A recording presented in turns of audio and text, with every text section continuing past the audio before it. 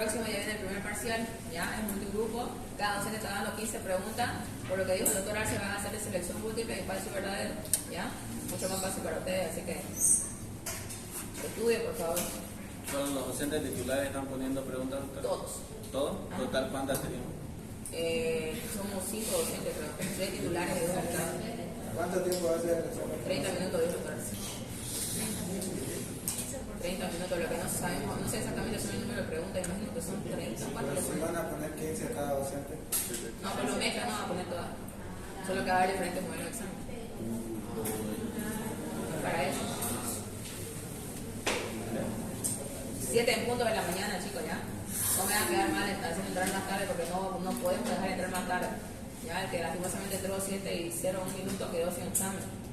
Entonces vénganse a dormir si es que son dormilones.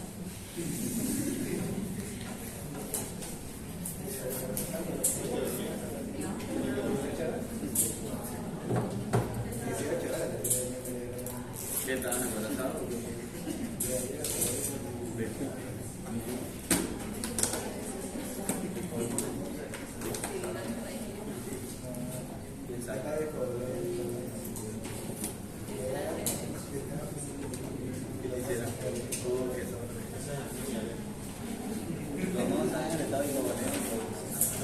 Una ida atrás adelante. El que se falta el oral después del examen. ¿Cómo? Si se falta después del oral por certificado médico. Después son examen oral, 5 preguntas y murió. ¿Para usted? Para cualquier docente, o no le hacen así. En mi tiempo era así. Sí. Oral. Por certificado médico solamente no. No es porque tengo dengue y me quedo dormido. Ya sabes, Adrián. Facebook. La luz la paga mamá.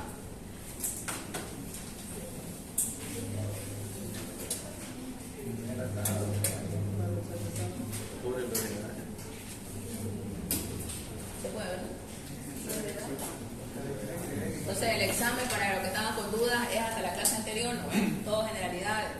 Vimos lo que era la introducción, después historia clínica, examen físico general, piel y mucosas y total de conciencia, ¿no? Que entra el examen físico general. Hoy vamos a empezar entonces un nuevo módulo que es el aparato respiratorio.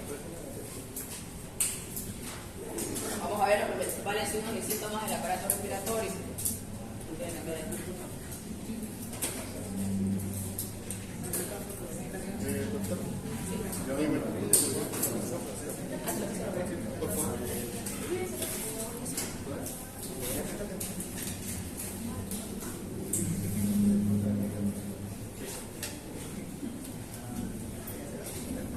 Ya, entonces vamos a ver los principales signos y síntomas nuevamente del aparato respiratorio.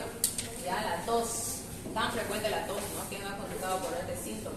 Es uno de los síntomas cardiorrespiratorios porque comparte ambas etiologías más frecuentes, ¿ya? Y un motivo de consulta prevalente en la práctica ambulatoria. Lastimosamente en nuestro medio, los pacientes llegan con una tos ya multihidratada, ¿ya? No una tos que empezó ayer y viene al médico. No, este paciente ya se tomó un eucalipto, se tomó una manzanilla, se hizo vapores, fue a la farmacia, se automedicó, entonces es un poco más complicado ya cuando llegan a las manos del médico, ¿no? Se define entonces como la contracción espasmódica, ¿ya? Hay un espasmo muscular y repentina de los músculos expiratorios, que tiende a liberar el árbol respiratorio de secreciones y cuerpos extraños. Entonces no solamente se produce por secreciones, sino cuando ingerimos o ingresan a nuestro aparato respiratorio en cuerpos extraños.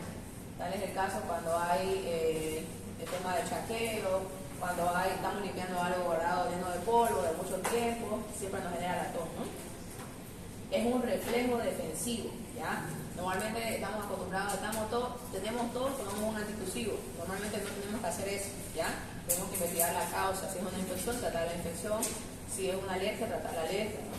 Es un reflejo defensivo que no solo no debe ser inhibido, es decir, no debemos aplacar la tos, ¿no? Sin antes saber la causa, con los famosos antitusígenos que también tienen sus efectos adversos, sino facilitado, o sea, tenemos que facilitar a la tos a ayudar a cumplir su objetivo, ¿no? Que es eliminar secreciones o huecos extraños. Entonces, en primera instancia, ¿qué podemos hacer? Podemos indicar mucolíticos, que son los famosos jarabes, ¿no? mucolíticos expectorantes que nos ayuden a dotar, como son las nebulizaciones, como son los famosos vapores que también hacen las abuelas, ¿no? Y fisioterapia respiratoria. Por eso van a ver que en el hospital todos los pacientes que están con expectoración le indicamos fisioterapia respiratoria, que nada más son movimientos del aparato del tórax, más que todo para ayudar a facilitar la expulsión de la secreción. Eso hasta que tengamos la causa, ¿no? Los estímulos que reflejan el reflejo de la tos pueden ser inflamatorios, o sea, puede ser por una inflamación, mecánico, como lo que decía el tema del charqueo que hemos tenido en los últimos años, la polución ambiental. También puede haber tumores, ya, que generen este tipo de reflejos, cuerpos extraños endobronquiales, químicos como el humo del cigarrillo. Por eso van a ver ustedes pacientes que vienen con una tos crónica, lo primero que tienen que preguntar es antecedentes de tabaquismo, ¿no? Normalmente estos pacientes tosen toda su vida. Y los gases irritantes, ¿no? Pacientes, por ejemplo, en la ocupación donde trabajan con gases, donde trabajan en la industria o en las cosas de fumigación, igual tienen el mismo problema, ¿no? Y térmicos como el cambio, el famoso aire acondicionado, pasar el paciente de un aire frío a una temperatura ambiente que está caliente, ¿no? Entonces siempre pregunten eso, en tu trabajo utilizan aire y usted sale normalmente, porque la persona que entra y está todo el día en su trabajo y sale, normalmente no hay mucha complicación, sino que la persona que tiene que estar saliendo y entrando, ¿no? Constantemente, ahí es el estímulo del reflejo de la tos. La mayor concentración de receptores de la tos se encuentra en la región posterior de la faringe, ya la tos por goteo nasal posterior, así se llama, y también en la vía aérea superior. Ya entonces en la región posterior de la faringe y en la vía aérea superior donde están los mayor acúmulo de receptores. Desde los receptores sensoriales de oxígeno de los nervios trigéminos, glosofaringos, neumogástricos y laríngeo superior, el estímulo llega al centro vulvar. Entonces todos estos pares craneales son los que llevan los estímulos al bulbo raquídeo, ¿no? Donde está el centro de la tos. Trigémino, glosofaringio, neumogástrico. ¿Trigémino qué número era? Glosofaringio, 9 y el neumogástrico. ¿Cuál es el nombre completo del neumogástrico? A ver, otra persona. ¿Alguien lo que dijo su compañero o falta algo? ¿Nadie? A ver, ¿no? Neumo, entero, cardio, Yo soy un poco desordenado. Cardio, neumo, enterogástrico. Más complejo. Más ordenado. Tipos de clasificación. De acuerdo con el tiempo de evolución, vamos a clasificar una tos aguda. No es lo mismo tratar a un paciente que llega con una tos aguda, ¿ya? De menos de 3 semanas de duración. Por eso siempre hay que preguntar desde cuándo inició su tos. Como le dije, el paciente puede que les mienta o que no se dé cuenta y les diga, empezó el lunes, doctor. Y antes de eso no venía con tos. Hace unas 2 semanas venía, pero me traté con algo de la farmacia, me pasó y ahora otra vez me está viniendo. Entonces, tiene que clasificarla desde que inicia la tos, ¿ya? Y ir a investigar cuándo fue el inicio real, porque muchas veces ellos mienten, se automedicaron, vienen ya tomando antibióticos, como que decapitaron, se llama la infección, ¿no? Cuando tratan con antibióticos por tiempo muy corto, mejoran los síntomas, pero nuevamente vuelven, ¿no? Entonces, siempre pregunten el inicio real de la tos. Tos subaguda de 3 a 8 semanas y tos crónica más de 8 semanas. Normalmente las tos crónicas ya son por alguna secuela del aparato respiratorio, ¿no? Pacientes tabaquistas, pacientes asmáticos, pacientes alérgicos a algún tipo de sustancia que están constantemente en contacto, ¿no? Desde el punto de vista clínico de la tos, puede ser, como vamos a clasificar desde el punto de vista clínico, seca, ya no moviliza secreción, ¿ya? Seca igual quiere decir aquella persona que no bota ni siente nada ahí, porque me dicen, estoy con tos seca, doctora, pero siento que está guardado, no puedo botar, entonces eso no es una seca, ¿no? Seca es donde tosen y no hay ningún indicio de flema. Mira, tomé lista y está empezando a llegar recién, ¿no? Húmeda, está la productiva y la no productiva. Ya la productiva es cuando el enfermo puede expectorar, puede botar, o cuando está con alteración de la fuerza muscular o de la conciencia, las de glúteo, ¿ya? Pacientes, por ejemplo, con secuelas de ACV no pueden toser, no tienen fuerza, y ellos que hacen cuando tienen tos productiva normalmente lo traen, ¿no? Y la que le decía que el paciente dice, doctor, no estoy botando nada, pero siento que está guardado, es la húmeda no productiva, ¿ya? Cuando no puede expectorar puede ser igual porque las secreciones están muy densas, porque vienen de mucho tiempo, no tienen mucha fuerza muscular, son obesos, están con algún tipo de sarcopenias. Sarcopenias son esos pacientes que tienen mucha disminución de la masa muscular, como el paciente de Saúl que vimos en práctica. ¿Se acuerdan de Saúl? paciente flaquito que está en la segunda sala, con un ascesto en la pierna, ¿no? Está súper cajético ese paciente, ¿no? A veces se llama sarcopenia. Entonces esos pacientes no tienen la suficiente fuerza para botar esa secreción. También se distinguen distintos tipos de uso características. La tos felina o quitosa es producida por el coqueluche, una famosa enfermedad infectocontagiosa ya que le daba a los niños, ¿no? Pero actualmente hay vacunas. O tos convulsa, también se caracteriza por acceso de tos paroxística, es decir, viene por periodo, que se inician con inspiraciones violentas y explosivas, a la que sigue una inspiración intensa y ruidosa provocada por el espasmo de la glotis, ¿ya? Como simula una convulsión pero a nivel de los músculos respiratorios. Tos coqueluchoide se parece al anterior, pero falta el componente inspiratorio. La produce la excitación del neumo gástrico generada por tumores mediastínicos. Entonces, cuando vean esto, no solamente se caracteriza por, no es porque sea la infección, el nombre, sino que tenemos que sospechar que haya TU mediastínico, ¿ya? Cuando hay tos crónica normalmente, y no hay algún antecedente de tabaquismo o algún irritante crónico, tenemos que investigar los famosos tumores también, ¿ya? Parece que pedir imagen, hay que pedir imágenes con contraste para ver, pueden estar localizados en el vértice del pulmón y en predilección del tumor, del pulmón, ¿ya? Según su característica tenemos la tos ronca o tos perruna que se llama, ¿no? Es seca, intensa, se presenta como accesos nocturnos, normalmente es provocada por la rinitis glótica o subglótica, ¿ya? Una tos ronca, ¿no? Muy grave. Tos bitonal, es de dos tonos, por la vibración diferente de las cuerdas vocales debido a la parálisis de una de ellas generada por compromiso del nervio laríngeo recurrente, ¿se acuerdan que nervaba las cuerdas vocales? A causa igual de tumores mediastínicos, ¿ya? Tos emetizante es la que provoca vómitos, se observa normalmente en los niños. Es común, no empiezan a toser y por el estímulo botan la comida que han ingerido recientemente, ¿no?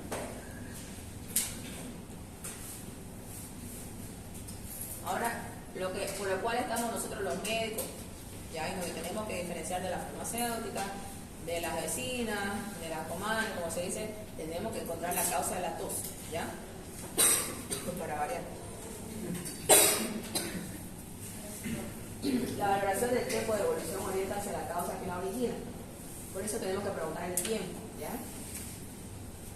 Pero bueno, un momento, ¿eh?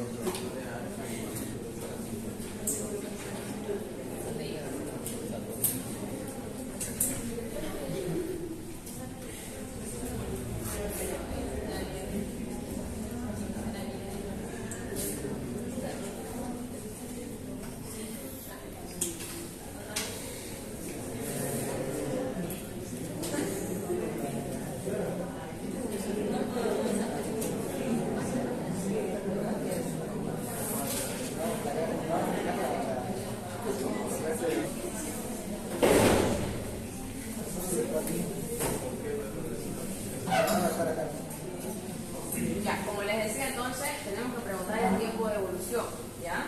Eso es lo que nos va a orientar a qué podría ser la causa. En la tos aguda son las infecciones, ¿ya? Las infecciones de tractos respiratorios sabemos que pueden ser la mayoría virales, no se olviden. Virales en un 90% y lo demás va a ser bacteriano. Buenas noches. En la tos crónica se va a identificar la causa en la mayoría de los casos, en la que la tos persiste pese a la resolución de la infección, se observa la hiperactividad bronquial postviral. Esto se vio bastante en COVID-19, ¿ya? El síndrome post-COVID, pacientes quedaron con una tos muy crónica que no controlaba con ningún antitusivo, ¿ya? Estos pacientes tenían que tomar hasta sedante o ansiolíticos para tratar de dormir el centro vulvar de la tos, ¿ya? Era el famoso síndrome post-COVID.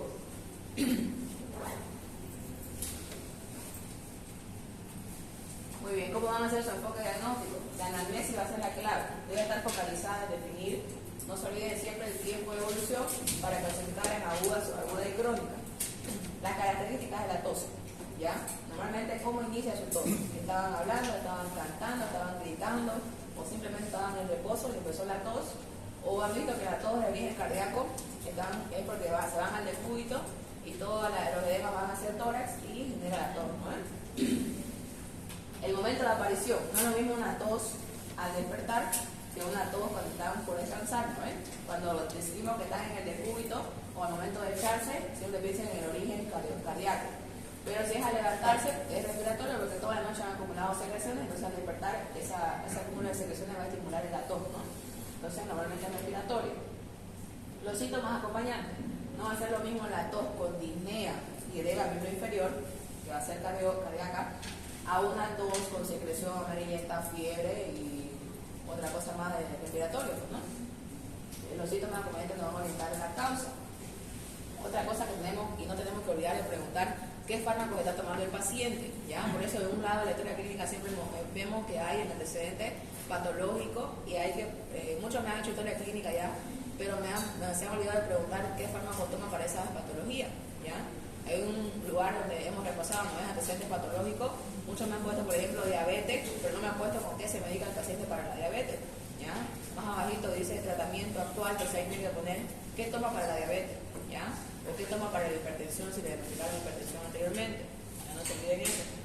Uno de los grandes productores de tos crónica es enalapril, ¿han escuchado? Enalapril es un YECA, un fármaco antihipertensivo de primera línea, produce bastante tos crónica, ¿ya? Pero se resuelve una vez sometido el fármaco. Entonces, si les viene el paciente con tos crónica y han preguntado todo, preguntado dónde trabaja, han preguntado sus hábitos, antecedentes familiares, lo han revisado, no hay nada de examen físico y ustedes una persona en la cabeza, piensen siempre en fármacos también, ¿ya? Y uno de ellos es el enalapril, que es muy utilizado. Algunos datos de la anamnesis pueden orientar el diagnóstico. En el compromiso pleural, por ejemplo, la tos aumenta el dolor, ¿ya? ¿Por qué? Porque al toser, contraemos los músculos respiratorios, va a estimular la pleura y va a doler, ¿no? El enfermo trata de no toser, de aguantarse. Por esta razón se la denomina tos tímida o reprimida, ¿ya? El paciente evita toser para que no le duele. Cuando la tos aparece durante la deglución, debe sospecharse de una broncoaspiración. ¿En qué paciente pasa la broncoaspiración? Pacientes con secuelas motoras, ¿ya? Puede ser secuelas de ACV, puede ser pacientes muy añosos que no tienen fuerza para toser y botar la flema. Entonces lo que ellos hacen, logran botar o sale algo y se lo degluten, ¿no? También pasan a pacientes que han estado intubados mucho tiempo, van a haber pacientes que salen de la terapia de piso, que ahí tienen bastante disminución de la fuerza muscular y no pueden botar la flema. Por eso a esos pacientes le damos bastante fisioterapia respiratoria, nebulizaciones, todas las medidas para ayudarle a agotar, ¿no? La tos acompaña las infecciones respiratorias habitualmente, ¿ya? Entonces, aquí por ejemplo, la tos acompaña las infecciones respiratorias, siempre va a venir con expectoración la mayoría de las veces, ¿no? En cambio, la tos producida por fármacos siempre es seca, ¿ya? Totalmente seca, es irritante. Ellos dicen, me pica la garganta al momento de toser. Un ejemplo típico y frecuente es lo que les decía, ¿no? Provocado por el enalapril, que es un YECA, un antihipertensivo bastante utilizado de primera línea. Sabemos que para hipertensión los de primera línea son los YECA y los aradón, ¿no? Entonces este forma parte de un grupo de los de primera línea. Generalmente dice, aparece a los 7 días, tomen en cuenta, de iniciada la terapia, ¿ya? Entonces, normalmente estos pacientes han ido al cardiólogo hace una semana, el cardiólogo les ha iniciado el antihipertensivo y después de una semana aparecen los síntomas, ¿ya? Entonces siempre pregunten eso, ¿ha asistido al cardiólogo? ¿Ha ido por su control de secreción? ¿Ya? Típicamente desaparece a los 4 días de que ustedes le quitan los medicamentos.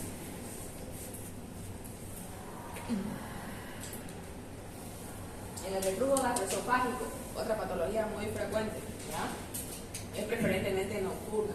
¿Por qué? Porque el paciente se echa en el decúbito y el reflujo va y estimula los receptores que vimos en la faringe posterior y produce la tos, ¿no?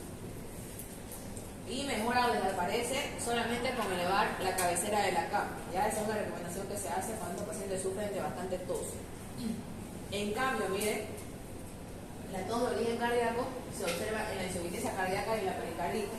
Y el dato principal de la tos de origen cardíaco es igual al decúbito, ¿no? Aumenta cuando el paciente se echa o cuando está por dormir. ¿Por qué? Porque todos los edemas de los miembros inferiores y del abdomen se van hacia el tórax, ¿ya? Se reabsorben y generan congestión pulmonar y por lo tanto tos, ¿no?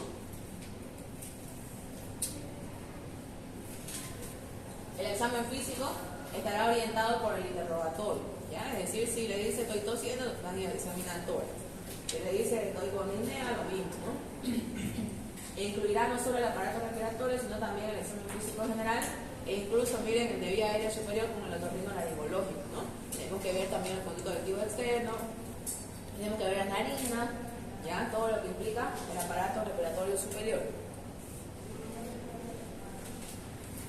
Expectoración no es nada más que la eliminación de secreciones procedentes del aparato respiratorio. Cuidado con los errores ortográficos, fíjense cómo se escribe expectoración, ¿ya? Un pecado que ustedes escriban con errores ortográficos, van a ser médicos. La clasificación de la expectoración se debe analizar el tipo y el color de la expectoración, ¿ya? Siempre pregunten, ¿de qué color es la flema? Anteriormente, ¿qué color era cuando inició? ¿Ya? Y ven a ver si el cambio de color lo ha mantenido.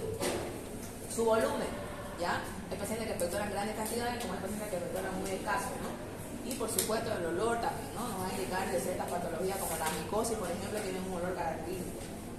Entonces, el tipo seroso se presenta como un líquido claro, puede ser amarillento o ligeramente rosado, como consecuencia de la transudación a nivel alveolar. Entonces, si estamos dentro de esos colores, pensamos que podría ser una transudación, ¿ya? Nada inflamatorio, simplemente hubo una fuga de líquido al tercer espacio, ¿no? Asalmonado es la expectoración serosa, levemente teñida con sangre, ¿ya? Como que lavaran la carne, se dice, ¿no? Característica del edema agudo del pulmón, entonces es de origen cardíaco, ¿ya? La salmonada, color rosada, como que cuando lavan la carne queda esa agua, dice, ese mismo color, siempre es por origen cardíaco, no se olvide, ¿ya? Y es una patología cardíaca muy descompensada que llega a edema agudo del pulmón, ¿ya? El edema agudo del pulmón es una emergencia médica, ¿ya? Es cuando todo colapsa la parte del mecanismo de Frank-Starling, ¿no? ¿Se acuerdan? Y va y todo congestiona a nivel pulmonar. Espumoso. Es característico del edema alveolar incipiente, como ocurre en la insuficiencia cardíaca. Entonces, si sale con espumita, entonces dicen que es por edema alveolar reciente, o sea, recién empezado lo que es la complicación, y ocurre en el marco de una insuficiencia cardíaca. Mucoso es incoloro, transparente, y puede tener distinta consistencia, ¿ya? El mucoso normalmente es bueno, está iniciando una patología respiratoria, ¿no? Purulento o purulento, este es el que más nos debe asustar, ¿no? Indica infección bacteriana normalmente. Se caracteriza por ser fluido, opaco, de color amarillo o verdoso. Perlado, este sí o sí debe ir a cultivo de secreción bronquial, ¿no? Perlado, si llega un paciente le dan sustitutivo y no le mandan a cultivo, ¿ya? Siempre el médico tenemos que preocuparnos por saber la causa de esa tos. Perlado, se debe diferenciar del anterior por su similitud. Es característico de las crisis asmáticas durante el periodo de resolución, ¿ya? Numular, originado en las cavernas tuberculosas. Hay pacientes que han tenido tuberculosis y han quedado con esta secuela, que a lo largo de los años pueden volver a tener este tipo de expectoración. También en las supuraciones pulmonares, miren, quiere decir en los accesos pulmonares, en las bronquiectasias, que son secuelas, son engrosamientos bronquiales crónicos, y en los tumores pulmonares infectados. Entonces, numular indica infección grave, ¿no? Como la supuración de que son abscesos y los tumores pulmonares pero infectados. Hemotoico es un moco mezclado con sangre. Se observa en la bronquitis aguda, bronquiectasia, en el cáncer de pulmón y en el tromboembolismo pulmonar, que es la causa más prevalente. Y ahí faltó tuberculosis, ¿verdad? Que también es expectoración hemotoica. Es rumbroso. El rumbroso es una expectoración purulenta, pero teñida con sangre, y es típico de la neumonía, ¿ya? En la fase más aguda. Achocolatado se observa en el absceso amebiano, ¿ya? El absceso de origen parasitario, ¿se acuerdan de las amebas que hacen el ciclo de luz, ¿no? Con membranas en la hidatidosis, igual es una parasitosis muy poco frecuente, ¿no? Con granos micóticos en la actinomicosis, ¿ya? Igual otra micosis sistémica oportunista. Con fragmentos de tejidos con restos necróticos, se caracterizan a los abscesos primarios y secundarios del pulmón y son típicos de los carcinomas excavados, ¿no? Entonces, el paciente se ve que bota tejido, ¿ya? Tejido necrótico normalmente, ya son pacientes muy crónicos y oncológicos, ¿no? Hemotisis Hemotisis se define como la expectoración de sangre que proviene del árbol respiratorio. ¿Ya? El esputo puede presentarse con mezcla de secreciones o bien algunos botan sangre pura, sangre roja rutilante. Se presenta después de un golpe de tos con sensación de comezón en la faringe y deja un sabor salubre o mal sabor en la cavidad bucal. El color, tomen en cuenta, es rojo rutilante. Significa sangre oxigenada que proviene del árbol respiratorio. Puede tener burbujas por su contenido aéreo. La reacción es alcalina, es si lo mandamos a hacer una reacción de pH, nos sale alcalina, nos confirma el diagnóstico de que podría tratarse de una hemotisis. Las causas de hemotisis pueden ser inflamatorias como la bronquitis que veíamos, la bronquiectasia. Una de las más frecuentes es la tuberculosis, ¿ya? En nuestro medio. También los accesos de pulmón, la neumonía bacteriana, la vasculitis, que son enfermedades autoinmunes secundarias, el micetoma por arterivirus, que son, es un parásito igual, ¿no? Neoplasia, carcinoma broncógeno, ya esto siempre hay que sospechar en los tabaquistas crónicos del carcinoma broncógeno. Adenoma bronquial, metástasis endobronquiales, cáncer de laringe y tráquea. Vascular, puede ser por estenosis mitral, ya por la creciente congestión a nivel de la cavidad izquierda del corazón, entonces todo va a refluir hacia el pulmón, ¿no?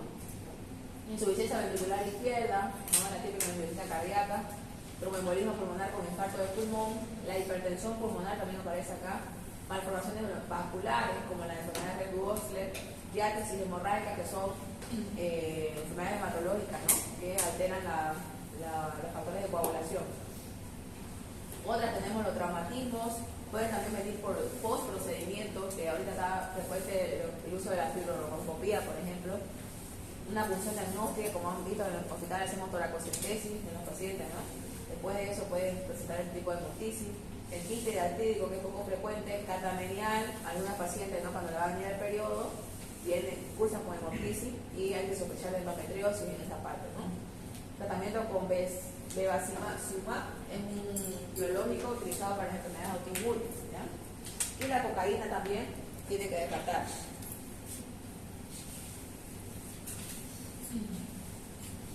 La anamnesis. El interrogatorio del paciente debe ser lo suficientemente minucioso para orientar el origen de la hemotisis y poder así encargar su diagnóstico. El paciente refiere una tensión y cosquilleo en alguna región localizada del tórax que precede de forma inmediata la hemotisis y puede orientar hacia la topografía sangrada. Entonces, ¿qué tienen que preguntar de hemotisis? Antecedentes, ¿ya? Antecedentes, por ejemplo, en una paciente de tuberculosis, a veces todo sobre tuberculosis. Ha tenido algún contacto con pacientes con tuberculosis, ha enfermado el pulmón en un familiar mucho tiempo, ha tomado alguna medicación mucho tiempo, lo más característico en tuberculosis, ¿no? El tratamiento es muy prolongado, entonces el paciente o los familiares quedan grabados ese tiempo, entonces no se olvidan, ¿no? Porque si a veces uno le dice, ha tenido tuberculosis familiar y no saben, ¿no? Pero si le dicen, ha tomado un tratamiento muy prolongado su familiar para el pulmón, sí, entonces ahí hay que citar a ese familiar y preguntarle exactamente qué tomó. También pacientes que han estado, por ejemplo, presos, ¿no? En las cárceles, es muy frecuente que vengan con eso. Pacientes que han estado en asilo, ¿ya? Al hospital, por ejemplo, me llegan muchos pacientes que vienen de los asilos de ancianos, entonces ahí hay bastante hacinamiento, hay congestión, o están los abuelitos todos juntos, ¿no? Entonces, por la baja inmunidad que tienen en esta edad, es frecuente los casos de tuberculosis y contagios masivos, ¿no? Entonces también hay que pensar en eso. Si fuera de absceso, ¿qué pensarían de abscesos? A ver, ¿qué factores de riesgo hay para abscesos pulmonares? ¿Quién me puede opinar en esa parte? ¿Cómo creen que esta filococo llega al pulmón? Inmunodepresión. Ya, inmunodepresión. ¿Cómo le facilitamos a esta filococo que normalmente vive en piel llegar al pulmón? Infecciones previas por torrentes Por ejemplo, igual hacer la toracocentesis. Cualquier procedimiento invasivo, ¿no? Sí. Catéter hemodiálisis, vía central, todo lo que genere el ingreso. ¿Qué más? Algo importante que mencioné de los pacientes que se drogan. Ya la drogadicción endovenosa, saben que comparten jeringas y todo eso no hace una buena asepsia, entonces ingresa también estafilococo. Todo eso tiene que preguntar, ¿ya? ¿Qué más? Normalmente esto que hacen asepsia pulmonares son los pacientes que dializan, ¿ya? Porque ellos tienen que, lamentablemente, utilizar un catéter mucho tiempo, entonces una puerta directa de entrada de estafilococo aureus, ¿ya? O algunos que tienen alguna malformación pulmonar, ¿ya? Es frecuente de algunos pacientes que tienen ausencia de algún tronco de los bronquios, tienen algún tumor, también genera eso, ¿no? Pasamos al dolor torácico, el famosísimo dolor torácico, ¿ya? puede deberse a múltiples causas. En la población con riesgo de cardiopatía isquémica es necesario descartar en primer término el origen antinoso del dolor torácico. ¿Qué población creen que es, tiene factores de riesgo para cardiopatía isquémica? Tabaquistas, obesidad, ¿qué? Sedentarismo, ¿qué más? Hipertenso crónico mal controlado, porque hay hipertensos que controlan bien y no tienen factores de riesgo. ¿Qué más? Chaga para el parto, no tanto, pero chaga más bloqueo de rama o arritmias. ¿Qué más? Los diabéticos crónicos, todo el síndrome metabólico del signo, ¿ves? Y no se olviden los antecedentes familiares. Ya normalmente dicen mi papá falleció a los 40 años, mi madre falleció joven, entonces ya es un antecedente, ¿ya? Entonces todo eso en esa población tienen que primero pensar en el origen cardiológico, ¿ya? Ahora, si es un joven sin ningún factor de riesgo, que normalmente hace la actividad, que se cuida relativamente con la comida, que no come muy chatarra, también es otro factor de riesgo, ¿no? Entonces, ya pensaría, lo último que pensaría sería isquemia, ¿ya? Pero siempre en la mayoría de nuestra población tenemos que descartar isquemia, ¿no? Teniendo en mente este concepto básico, solo se hará referencia a aquellos dolores en el aparato respiratorio. Entonces, hoy vamos a tocar solamente los dolores torácicos que tienen origen en el aparato respiratorio y la caja torácica. Entonces, los siguientes son algunos conceptos anatomofisiológicos relacionados con el dolor torácico.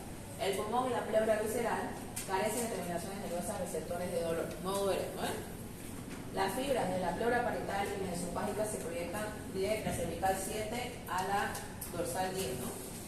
Las fibras localizadas en la pleura diafragmática, que es la que asienta sobre el diafragma, se proyectan a nivel cervical, más arriba, de C3 a C4, a través del nervio frénico, y por lo tanto el dolor pleural puede referirse, miren, en la base del cuello y en el hombro. No se olviden ese dato psicológico importantísimo, ¿ya? Muchos vienen por dolores de cuello, la base del cuello o hombro, ¿ya? Y uno diría, muchas veces un dolor muscular, una contractura, en el párpado no hay nada. Entonces tienen que leer este principio, por eso es importantísimo aprender anatomía, ¿no? ¿Por qué? Porque ahí vamos a ver dónde se reflejan los dolores. Ya no se olviden entonces, las fibras que vinieron a la pleura diafragmática tienen la base del pulmón, van hacia arriba, hacia C3 y C4, y pueden generar dolor en la base del cuello y el hombro. El origen del dolor torácico puede ser visceral, ¿ya? La estimulación no sensitiva de las estructuras vasculares o viscerales intratorácicas da origen a la percepción del dolor visceral, que se caracteriza por ser difuso, ¿ya? Normalmente no lo pueden localizar aquí, dicen me duele todo el tórax, me duele, no puedo yo identificar ese dolor donde está, ¿no? Y suelen producir el aumento del tono muscular, ¿ya? Va a haber rigidez y desencadenar respuestas autonómicas, como por ejemplo la sudoración, la taquicardia, ¿no? Todo lo que es compete al sistema autonómico. Somático superficial está originado en la piel, en las estructuras musculoesqueléticas, es habitualmente bien localizado, si ustedes lo palpan va a fácil localizarlo, de tipo quemante normalmente, y suele exacerbarse con los movimientos. Entonces todos estos datos nos van a entender de que está el dolor originado en piel y estructuras musculoesqueléticas.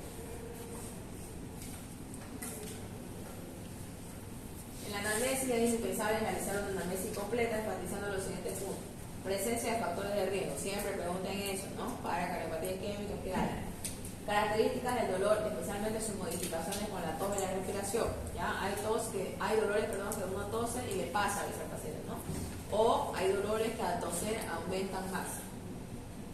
Si se exacerba con la respiración, o sea, si empeora con la respiración, se debe sospechar afección de la pleura, ¿ya? Normalmente en los derrames pleurales, como hacemos el diagnóstico, le pedimos que inspire o que meta aire y ahí genera dolor, normalmente dicen punta del costado, ¿no? Es aquí en la base del pulmón, ¿ya?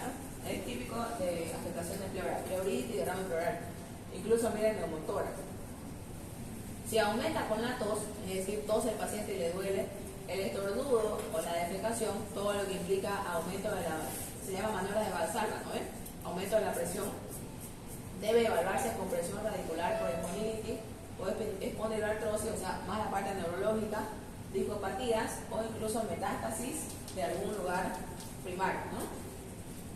Otras veces el dolor precede incluso en varios días a la aparición de lesiones cutáneas eritematovesiculares provocadas por el virus del herpes zóster. Y tenemos esta paciente actualmente en el hospital, ¿no ves? La señora del Águila, ¿se acuerdan?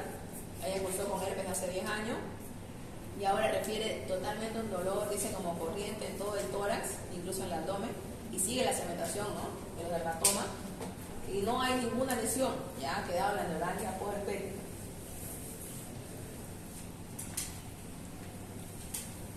El examen físico de la infección tenemos que evaluar alteraciones generales como el estado de nutrición, es importantísimo, ¿ya? Pacientes caquéticos, pacientes obesos. La cianosis y la insuficiencia respiratoria también es importante, el aleteo nasal, la utilización de los músculos eternofluidomastoideos en las crisis asmáticas, la fase característica en el paciente bronquial, en el paciente con color azulado, ¿no? Botagado azul. En la neumonía neumocócica, el edema malar al lado de la neumonía se ve normalmente. Y en el síndrome megatínico, la fase abotagada y el edema en enclavina. ¿Has visto el edema en enclavina? Creo que se lo puse por acá.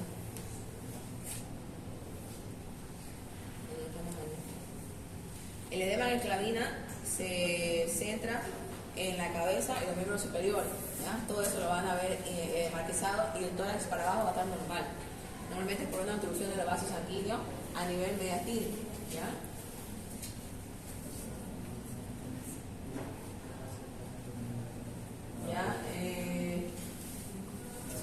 El decúbito dorsal que suele observarse en los grandes derrames plurales hacia el lado del derrame para aliviar la disnea o facilitar la expansión pulmonar. Entonces es típico que el paciente que al lado del derrame se eche sobre ese lado para poder respirar mejor y alivia el dolor también, ¿no? Tórax estático. Tórax estático quiere decir lo que vamos a vigilar del paciente sin relación a los movimientos respiratorios, ¿ya? Se procede luego a la evaluación del llamado tórax estático para detectar la presencia de deformaciones de origen congénito o adquirido. Bilaterales van a afectar a todo el tórax, la más característica es la del paciente con enfisema pulmonar. Se trata del llamado tórax entonero, típico de los enfisemas pulmonares, o tórax enfisematoso que se manifiesta por el aumento de todos sus diámetros, en especial del anteroposterior. Son esos pacientes que están de este lado más ancho y por acá un poco menos, ¿no? Tórax enfisematoso este de acá, ¿ya? Típico, precisamente esos pacientes que tenemos con síndrome que están inclinados así y aumenta a la visualización, ya lo van a ver. El enfisematoso, no se olvide.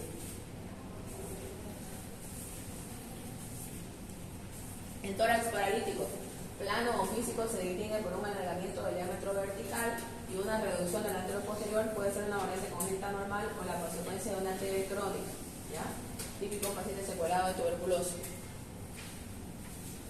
En otros casos, las deformaciones son el resultado de alteraciones de la columna vertebral sifospoliótico. ¿Se acuerdan? Sifosis era con cavidad anterior, ¿no es? Aquel paciente agachado. El desarrollo anormal del diafragma genera un tórax en embudo o infundibiliforme, el pectum excavatum. Ahorita vamos a ver la foto. El crecimiento desproporcionado de las costillas provoca el denominado tórax en carena o en quilla o pecho de pollo, ya más grueso por acá, ¿no? Pectum carinatum, tórax piriforme y tórax piramidal. Todo eso son los denominativos, pero el más utilizado es el tórax en carena, ¿ya? El raquitismo, con su típico rosario raquítico, también altera la conformación torácica normal. O sea, un tórax normal, el tórax enfisematoso que vimos al inicio, el sifospoliótico que genera una concavidad anterior, el paciente se inclina hacia adelante, ya genera entonces una deformidad. Pectum excavatum, que veíamos el tórax acanalado, aquí en la parte del esternón está más pronunciado, y el pectum carinatum, que es lo contrario, ¿no? Aumento a nivel del esternón, tórax en giro. Hay otra forma, tórax normal, en donde él está aumentado el diámetro anteroposterior. El sifótico hay la deformidad, la concavidad hacia adelante, el excavado, que es el pectum excavatum, y el raquítico, que es el típico rosario raquítico que vamos a ver por acá, miren, hay como cambios, ¿no? Que lo vamos a palpar.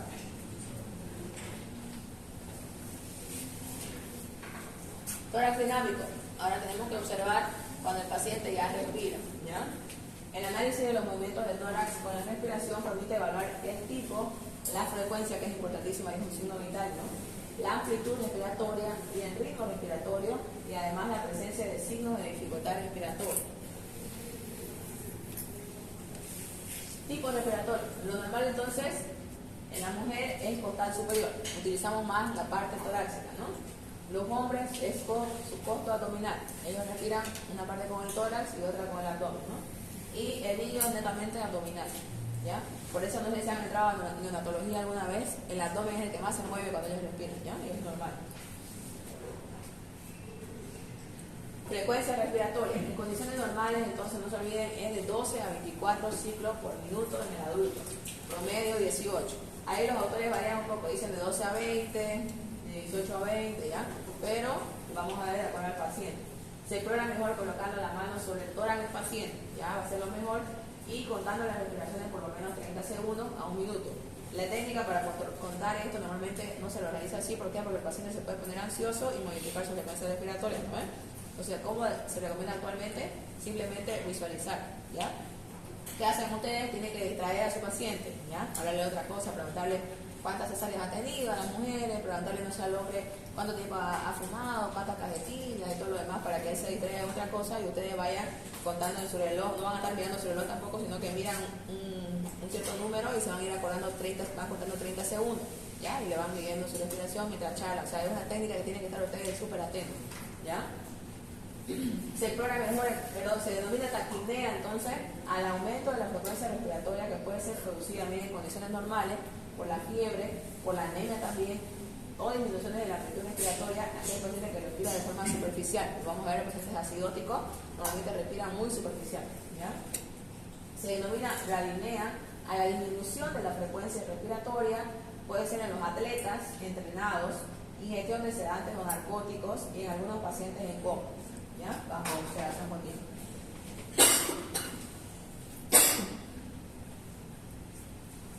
Amplitud respiratoria. La amplitud respiratoria de su aumento se denomina apnea o respiración profunda y su disminución hipopnea o respiración superficial, ¿ya? Tiene que ver con los movimientos del tórax, ¿ya? Ritmo respiratorio. Indica la regularidad de los ciclos en cuanto a la relación cronológica entre inspiración, expiración y la apnea. Eso es lo normal, ¿no? Y los principales patrones respiratorios anormales son, con esto vamos a acabar, ¿ya? Respiración periódica de Cheyne-Stokes, ¿ya? La respiración de Cheyne-Stokes, se puede decir que se presenta muy frecuente. Se observan series de respiración de profundidad creciente y luego decreciente, después de las cuales el paciente deja de respirar, apnea. Durante un tiempo, miren, variable de 10 a 30 segundos. El paciente queda ahí, ¿ya? Y ustedes van a ir cuantificando. Se debe fundamentalmente a un aumento de la sensibilidad al dióxido de carbono a nivel del centro respiratorio vulvar, ¿ya? Hace que el paciente hiperventile en exceso, ¿ya? Llevando a sus niveles tan bajos de CO2 que se produce una apnea, ¿ya? Entonces el hecho de hiperventilar genera mayor eliminación del dióxido de carbono. Entonces lo que interpreta el centro respiratorio es que tiene que dejar de respirar para nuevamente ahorrar ese dióxido de carbono, ¿ya? Con la suspensión de los niveles de dióxido de carbono comienzan a aumentar nuevamente y desencadenan otras respuestas respiratorias, con lo que el ciclo se perpetúa. Respiración de Biot es otro tipo de respiración periódica en la que se alternan apneas de duración variable con ciclos respiratorios de igual o distinta profundidad, y esta ya es más característica de la meningitis, ¿ya? Y la respiración acidótica de Kussmaul consiste en una inspiración amplia y profunda y ruidosa, seguida por una breve pausa y posterior respiración corta y quejumbrosa, para dar paso a una nueva pausa más prolongada. Entonces hay una primera pausa de inspiración profunda, hace una inspiración corta y otra nueva pausa. Se observa el cuadro frecuentísimo, ¿ya? Acidosis metabólica es lo que más tratamos en el trabajo, por ejemplo. ¿Por qué? Porque vienen los renales, ¿ya? Pacientes con enfermedad renal cursan con acidosis metabólica. Pacientes diabéticos decompensados cursan con acidosis metabólica, ¿no? La famosa citoacidosis diabética. Como la acidosis también diabética y la urémica, ¿no? Uno lo que les decía. Esos son los dos cuadros más frecuentes de acidosis. Y ahí terminamos, chicos, por hoy. ¿Se entiende todo hasta acá? Las generalidades del aparato respiratorio. Ya, perfecto. Esto es para el segundo, ¿eh? Para segundo. ¿Ya?